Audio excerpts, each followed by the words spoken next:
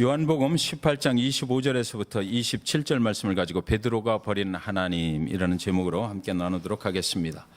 25절부터 27절까지 제가 봉독해 올립니다. 시몬 베드로가 서서 불을 쬐더니 사람들이 묻되 너도 그 제자 중 하나가 아니냐? 베드로가 부인하여 이르되 나는 아니라 하니 대제사장의 종 하나는 베드로에게 귀를 잘린 사람의 친척이라 이르되 네가 그 사람과 함께 동산에 있는 것을 내가 보지 아니하였느냐? 이에 베드로가 또 부인하니 곧 닭이 울더라. 성경에 나온 인물 중에 여러 사람들이 있지만 그 중에 저는 베드로가 가장 좋습니다. 베드로는 성격이 아주 고든 것 같으면서도 실패를 굉장히 많이 하는 사람이에요. 자기 주장이 강하지만 제대로 지키지도 못하는 사람입니다. 제가 베드로를 좋아하는 이유는 저하고 많이 닮은 것 같아서 그렇습니다. 주님께는 항상 충성맹세를 하고 생명을 드리겠다고 이렇게 기도하고 고백하지만 수도 없이 무너지고 약속한 것을 지키지도 못하는 그런 면이 베드로하고 많이 닮은 것 같습니다. 주는 그리스도시요 살아계신 하나님의 아들이시니이다 라는 유명한 믿음의 고백을 남겼던 그 베드로. 오늘 그 베드로의 인생을 통해서 하나님께서 저와 여러분에게 이 고난주간 특별 새벽기도에 주시는 메시지가 있는 줄 저는 그렇게 믿습니다. 그 믿음, 주는 그리스도시요 살아계신 하나님의 아들이시니이다라는 그 믿음은 과연 어디로부터 온 것일까? 마태복음 16장 22절 23절 말합니다. 베드로가 예수를 붙들고 항변하여 이르되 주여 그리 마옵소서 이 일이 결코 주께 미치지 아니하리이다. 예수께서 돌이키시며 베드로에게 이르시되 사단아 내 뒤로 물러가라. 너는 나를 넘어지게 하는 자로다. 네가 하나님의 일을 생각하지 아니하고 도리어 사람의 일을 생각하는도다. 여러분, 이 믿음의 고백을 한 후에 베드로의 인생에 일어나는 일이 바로 이겁니다. 주님 앞에 주는 살아계신 하나님의 아들이시다, 그리스도이시다라고 분명하게 고백을 했는데도 그 다음에 베드로의 인생 앞에 주님과의 관계 속에서 문제가 생겨서 베드로가 예수를 붙들고 항변했다, 따지고 들었다라는 거죠. 주여 그리 마옵소서 이 일이 결코 주께 미치지 아니하리이다. 예수께서 돌이키시면서 베드로에게 이르시되 사단아 라고 말해요. 내 뒤로 물러가라. 사단의 고백이 그랬다는 거 아닙니까? 네. 저와 여러분이 믿음 생활을 해나가면서 언제나 사단과 함께 동행한다. 하나님과 동행하지만 사단도 함께 우리와 동행한다는 것을 우리는 알아야만 됩니다. 베드로가 주님께 항변하며 따지는 것이죠. 무언 헛소리를 지금 하시는 것입니까? 절대로 그런 일은 있을 수 없습니다. 있어서는 안 됩니다. 내가 주님을 어떻게 따라왔는데, 내가 주님을 따르는 내 목적이 있었는데 왜 지금 와서 혼자 죽음의 길을 가겠다고 하십니까? 마태복음 16장 21절 다음에 이 소리가 나오는 거거든요. 이때로부터 예수 그리스도께서 자기가 예루살렘에 올라가 장로들과 대제사장들과 서기관들에게 많은 고난을 받고 죽임을 당하고 제3일에 살아나야 할 것을 제자들에게 비로소 나타내시니. 자, 여기 잘 보시면 예수 그리스도께서 자기가 이제 죽음의 길을 가야 되겠다라고 그렇게 말씀하신 후에 항변이 시작되는 거예요. 절대 그럴 수 없습니다. 내가 당신을 어떻게 쫓아왔는데 여기까지 올 때 내가 모든 것을 다 버리고 희생하고 수고하고 충성하면서 왔는데 지금 와서 당신 혼자 쏙 빠져나가 버리겠다는 것 아닙니까? 라고 하는 것입니다. 서기관들에게 많은 고난을 받고 죽임을 당하고까지만 베드로는 생각을 했던 거죠.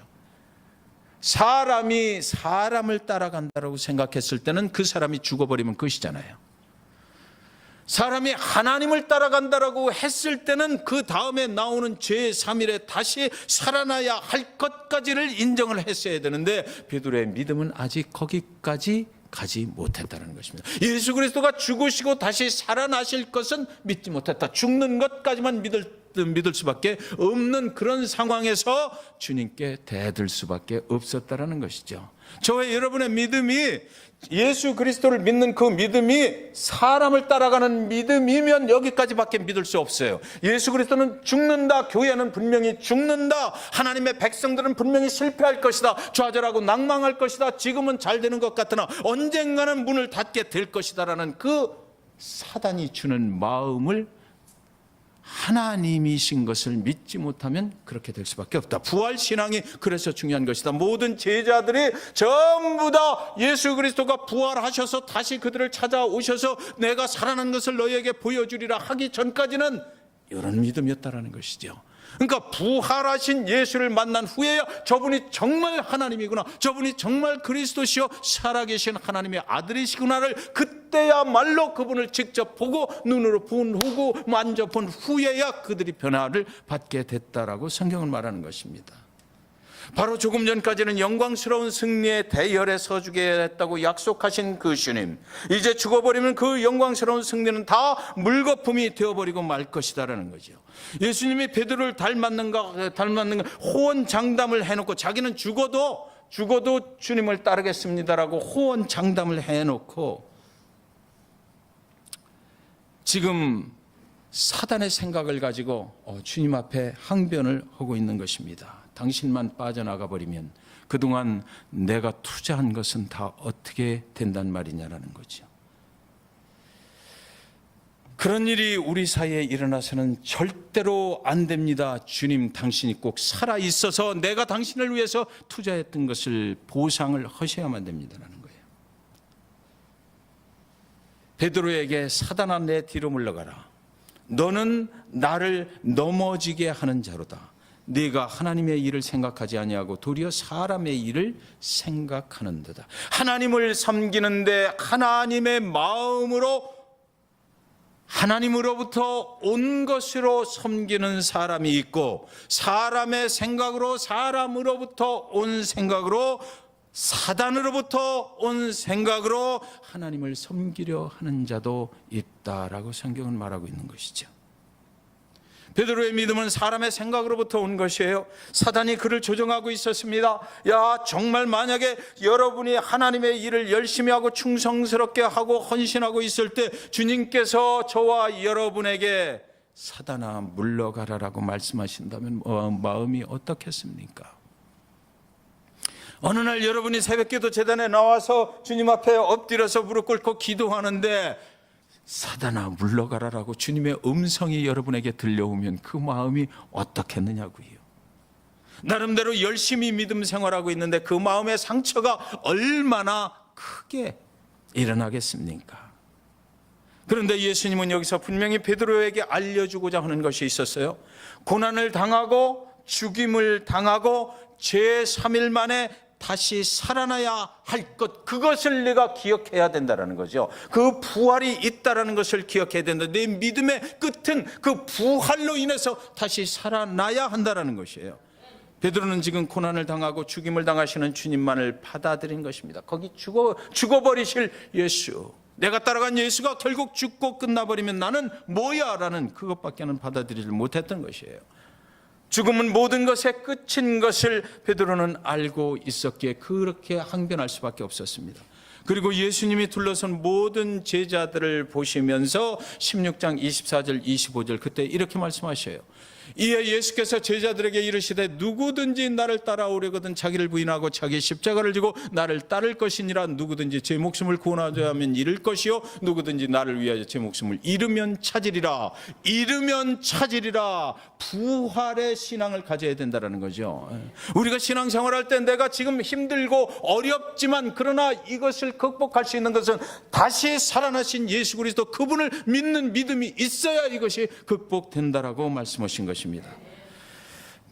베드로가 이 말을 그때 이해했을까요? 그때는 이해하지 못했을 것입니다. 그래서 베드로는 마태복음 19장 27절에서 또 이렇게 말해요. 이에 베드로가 대답하여 이르되 보소서 우리가 모든 것을 버리고 주를 따라 싸운데 그런즉 우리가 무엇을 얻으리까? 왜 우리가라고 했는지 모르겠는데 저만 그렇게 생각하면 되지 다 싸잡아서 똑같은 사람이다라고. 예. 나는 주님께 투자를 했는데 라고 말하면 됐을 텐데, 우리 모두가 이렇게 투자를 했다라고. 그렇지 않은 사람들도 분명히 있었을 텐데, 우리가 모든 것을 버리고 주를 따라 싸운데 그런즉 우리가 무엇을 얻으리까? 이것은 믿음이 아니죠. 내가 내놔라는 거 아니에요? 내가 그동안 헌금 드리고, 내가 그동안 교회 생활 열심히 했고, 내가 시간 드렸고, 내가 물질을 드리고, 내가 충성하고 헌신하고 그렇게 했는데 당신이 죽어버리면 나는 뭐야, 내 거 지금 죽기 전에 내놔야 될 거 아니야 라는 거예요. 죽으면 끝인데. 베드로를 그동안 예수님을 열심히 따라갔던 그 베드로의 믿음이 바닥을 치는 순간이거든요. 그동안 주님께 헌신하고 충성하며 숨겨져 왔던 예수를 따른 그의 동기가 아주 밑바닥을 치고 있는 현장을 여기 19장 27절에 기록을 해놓은 거예요. 우리도 그럴 때 있지 않아요? 우리도 보상받고 싶을 때 있잖아요. 내가 그동안 이렇게 열심히 했는데, 예수 당신이 나한테 해주는 게 뭐야? 하나님의 교회가 나한테 해주는 게 뭐야? 내가 그동안 이렇게 열심히 수고하고 헌신하고 충성했는데 당신이 나한테 돌려주는 건 뭐냐 말이지. 그리고 예수님이 잡혀서 대제사장의 집으로 끌려 들어가십니다. 그리고 오늘 본문의 사건이 일어난 거죠. 대제사장의 뜰에서 잡혀가시는 예수님을 아닌 척하면서도 바라보고 있었던 그 베드로. 그런데 여기 질문이 하나 생겨요. 다른 제자들은 그때 없었는데 왜 그는 거기까지 따라갔을까? 다른 제자들은 다 자기 갈 길로 간 것 같은데 왜 베드로는 유독 그 대제사장의 뜰 앞으로까지 예수를 따라가서 그를 쳐다보고 있었을까라는 거죠. 베드로의 자의에 의해서 거기까지 따라가게 됐을까? 이렇게 믿음의 밑바닥을 치고 있는 당신이 죽으면 나는 아무것도 아니잖아라고 소리를 쳤던 그 베드로가 거기까지 따라갔을까? 우리는 정확하게 알 수는 없지만 베드로는 대제사장의 뜰에까지 잡혀가시는 예수님을 거기까지는 따라갔던 것은 분명해요.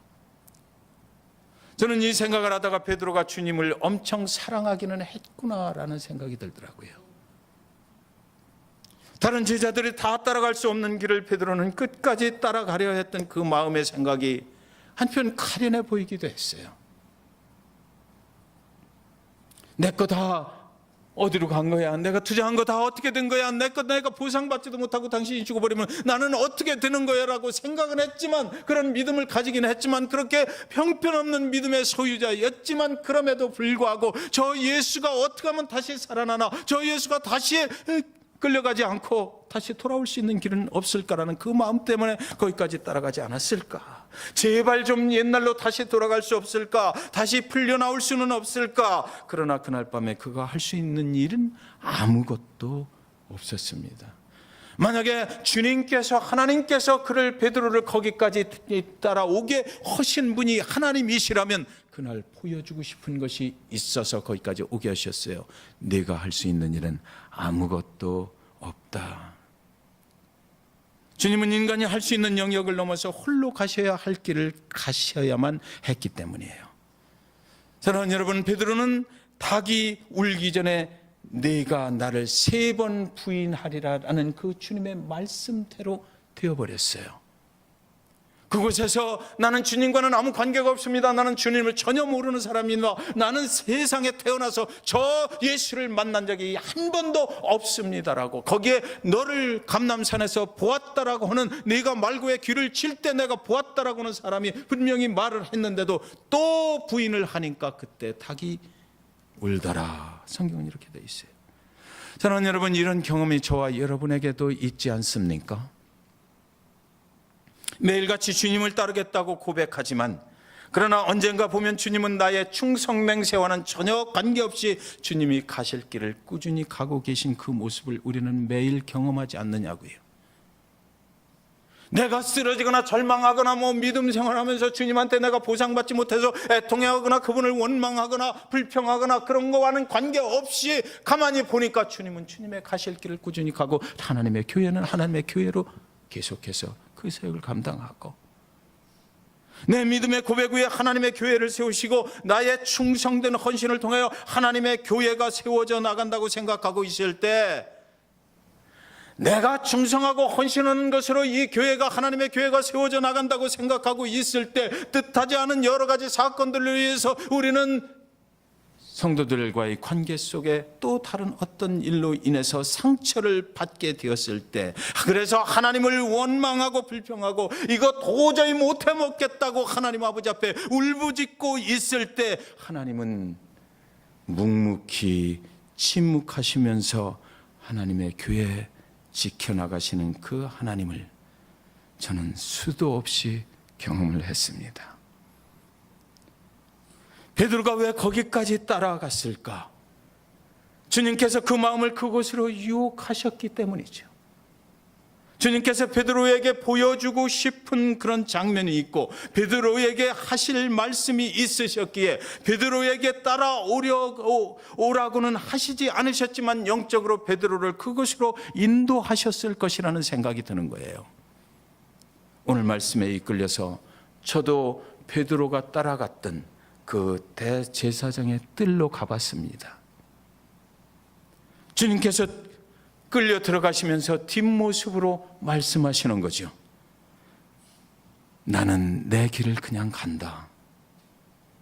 그 모습을 바라보며 주님을 위해서 일하겠다고, 내 생명까지도 드리겠다고 때때로 뻥뻥대면서 오늘까지 살아온 한 인생의 안타까운 모습이 바로 내 모습이구나라는 생각이 드는 거예요. 하나님께 충성하겠다고 믿음의 고백을 남발하면서 살고 있던 어느 날 주님은 네가 하는 게 아니야, 그렇게 말씀하시면서 이 고난의 그 현장을 향해서 가고 계시는 그 모습을 바라보며 나는 아무것도 할 수 없음을 알게 되는 순간, 그 순간마저도 육신의 추위를 피해보겠다고 불가로 달려가 서서 저 주님은 나하고는 전혀 관계가 없는 사람이야 라고 부인할 수밖에 없는 이 연약한 한 인간의 초라한 모습을 거기서 발견을 하게 되었습니다. 주님을 사랑해서 주님을 위해서 모든 것을 다 하고 싶은 마음은 있는데, 그러나 정작 고난을 당하시는 주님 앞에서는 내가 할 일이 아무것도 없음을 처절하게 깨닫게 되는 그런 베드로의 모습을 보면서 오히려 저는 그 베드로를 위로하고 싶은 마음이 생겼어요. 왜 그러냐면 베드로의 모습이 바로 저의 모습이라는 것을 깨닫게 되었기 때문입니다. 제 자신도 그 자리에서 누군가로부터 위로를 받고 싶더라고요. 벤 프라이스의 슬픔의 길이라는 그런 시가 있습니다. 겟세마네에서 기도하신 것도 우리 구주 홀로이셨고, 나를 위해 고통의 쓴 잔을 마신 것도 우리 구주 홀로이셨네. 홀로 십자가에 달리사 죄인들을 구원하셨고, 홀로 하나님과 사람에게 버림을 당하사 우리에게 생명을 주셨네. 이 모든 걸 다 홀로 당하시사 자기 백성에게 자신을 내어주셨고, 고통과 피 흘림과 죽으심을 온전히 혼자서만 담당하셨네. 고난주간 특별 새벽 기도를 준비하면서 인간에게 버림당하신 주님이라는 그런 주제를 가지고 은혜를 나누기를 원했었습니다. 그런데 사랑하는 여러분, 인간이 주님을 버린 것이 아니라 갈수록 제 마음에 주님이 죄인된 인간을 떠나야만 했구나라는 생각이 드는 거예요. 십자가로 가시기 위해서 하나씩 인간과의 관계를 정리해 나가시는 그 주님의 모습이 보이는 것입니다. 내가 아무리 주님을 사랑하고 싶어도 내가 도달할 수 없는 부분이 있구나라는 것을 알게 됐어요. 죄인을 향해서 하나님께서 오셔서 이제 모든 인류의 죄를 대신 지시고, 유다의 죄도 지시고, 베드로의 죄도 지시고, 저와 여러분의 죄도 그의 등에 지시고, 그리고 나서 하나님께로 돌아가야만 하는, 그래서 죽음을 향해서 가야만 하는, 그래서 모든 인류의 죄를 혼자 담당하셔야만 되는 그 주님이 십자가를 향해서 가는 그 길 위에 인간과의 관계는 정리를 해야만 됐다라는 거죠. 누가복음 22장 61절 62절 주께서 돌이켜 베드로를 보시니 베드로가 주의 말씀 곧 오늘 닭 울기 전에 네가 3번 나를 부인하리라 하심이 생각나서 밖에 나가서 심히 통곡하니라. 주께서 돌이켜 베드로를 바라보실 때 어떤 눈빛으로 바라보셨을까요? 저를 바라보시는 주님의 눈빛 속에서 주님께서 저에게 이렇게 말씀하시는 것만 같았어요. 환규야, 내가 아무리 나를 위해 생명을 바쳐 일한다 해도 어차피 하나님의 일은 내가 하는 거야. 다만 내가 너를 필요할 때 잠깐 사용하고 있을 뿐이야. 그러니까 너무 내 힘으로 하려고 하지 마. 인간을 구원으로 인도하는 일은 내가 하는 일이지 네가 할 수 있는 게 아니야. 내가 오늘 나를 부인했다고 해서 너무 슬퍼하거나 실패했다고 생각하지 마. 그것은 실수도 아니고 실패도 아니야. 너는 하나님이 아니잖아.